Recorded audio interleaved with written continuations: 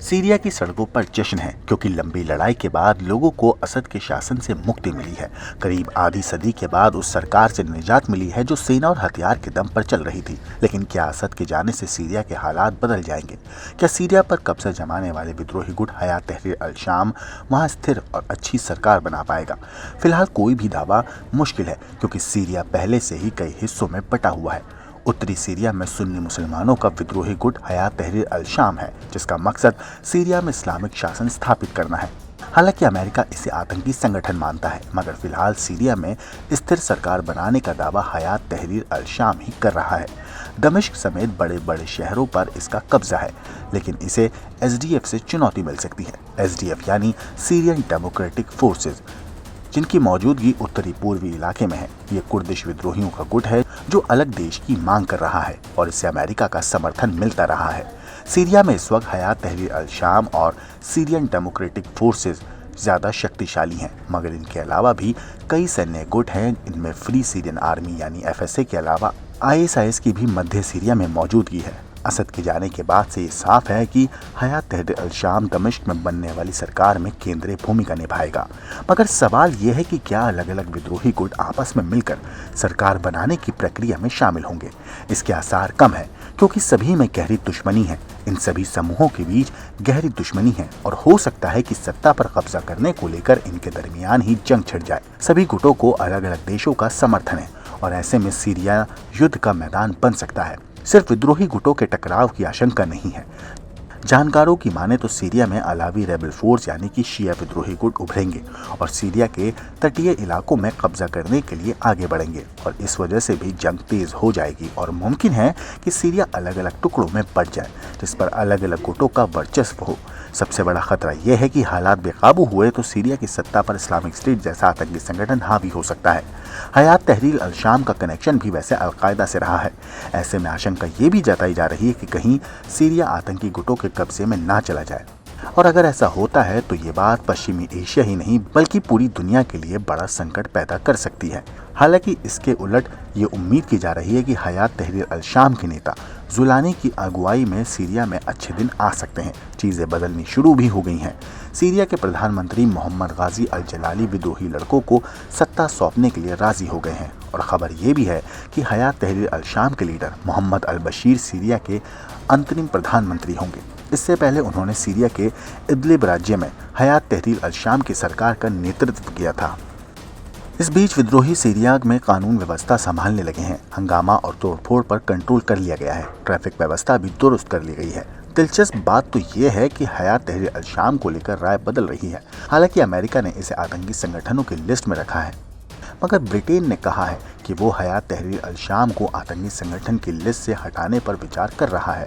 यानी कि अगर हालात सीरिया में स्थिर हो जाते हैं तो ब्रिटेन जैसे देश हयात तहरीर अल शाम को समर्थन दे सकते हैं। सीरिया में सत्ता बदल गई है। सीरिया के राष्ट्रपति बशर अल असद देश छोड़कर भाग गए और देश की सत्ता पर विद्रोही गुटों का कब्जा हो गया है।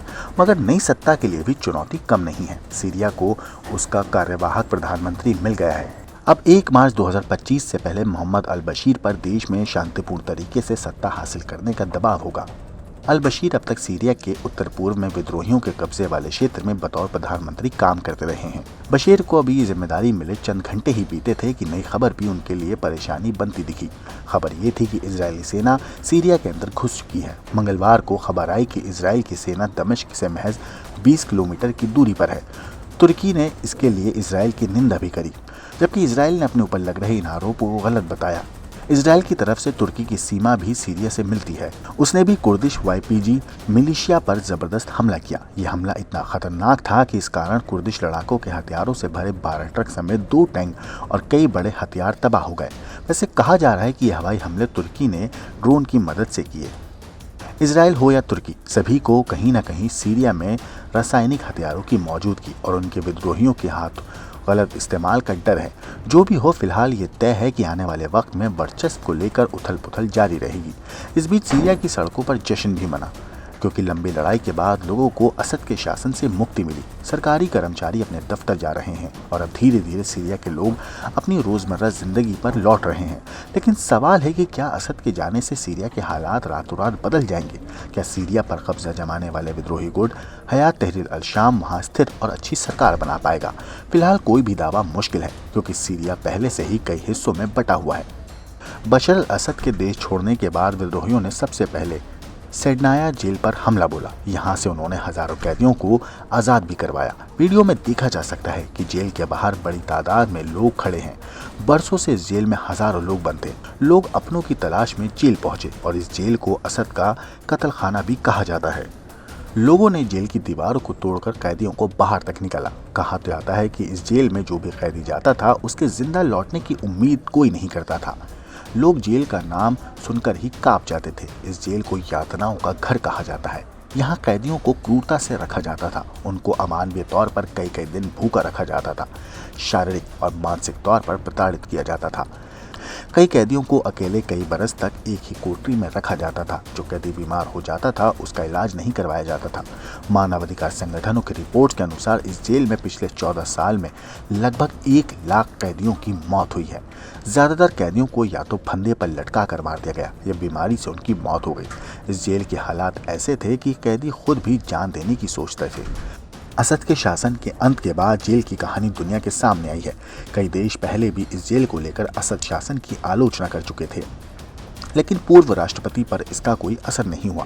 वैसे बताया जा रहा है कि इस जेल को 1960 के दशक में बनाया गया था। शुरू में यहाँ राजनीतिक कैदियों को रखा जाता था, लेकिन सीरिया में गृह युद्ध शुरू होने के बाद कैदियों की तादाद बढ़ गई, जिसके बाद लोगों को इस जेल में लाकर मारा जाने लगा।